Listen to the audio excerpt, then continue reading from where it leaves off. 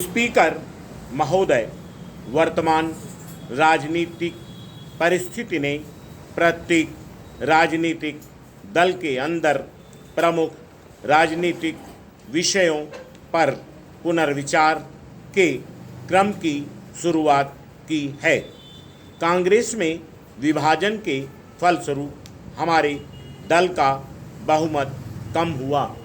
यद्यपि हमें संसद का विश्वास लगातार प्राप्त रहा। संविधान में जो संशोधन प्रीवी पर्श और राजाओं के विशेषाधिकारों की समाप्ति के लिए आवश्यक थे, वह राज्यसभा में अत्यल्प मतों से गिर गए।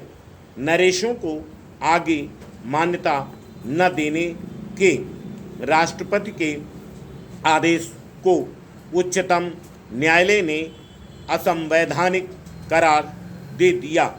राजनैतिक तत्व आर्थिक कठिनाइयों तथा जनता की बढ़ती हुई अधीरता का गलत लाभ उठा रहे हैं। उग्रवादी हिंसात्मक गतिविधियों को आयोजित कर रहे हैं। प्रतिक्रियावादी समूह सांप्रदायिक भावनाएं भड़का रहे हैं और जनता में फूट डाल रहे हैं। इससे प्रायः कानून और व्यवस्था की स्थिति खराब हुई है और सामान्य जीवन ठप होता जा रहा है, जिससे लोगों को परेशानियां झेलनी पड़ी हैं।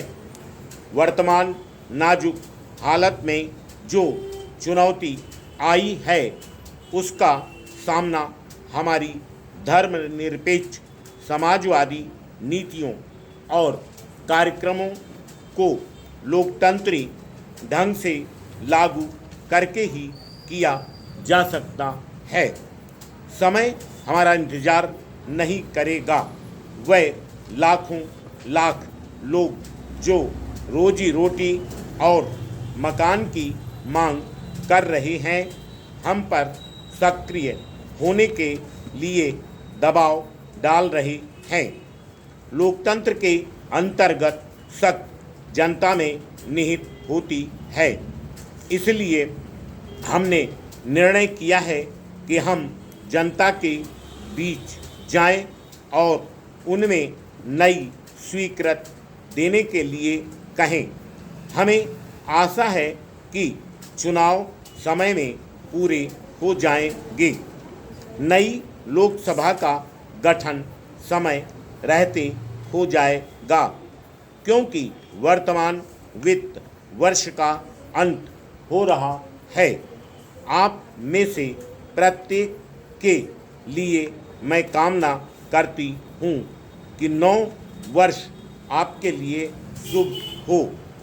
वह नई आशाओं का वर्ष हो और हमने जिस महान लक्ष्य को अपने लिए चुना है, उसे यथार्थ रूप देने में हम सब मिलजुल कर काम कर सकें।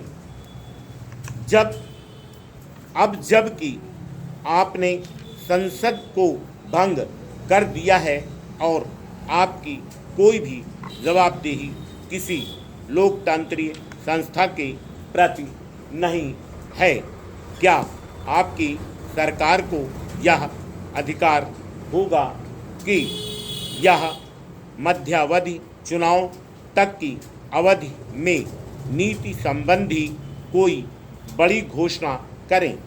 इसके बारे में संवैधानिक स्थिति क्या है? आप काम चलाऊ सरकार के रूप में काम कर रही हैं, अतः न्यायपूर्वक निर्णय करें और उदाहरण प्रस्तुत करें। Full stop.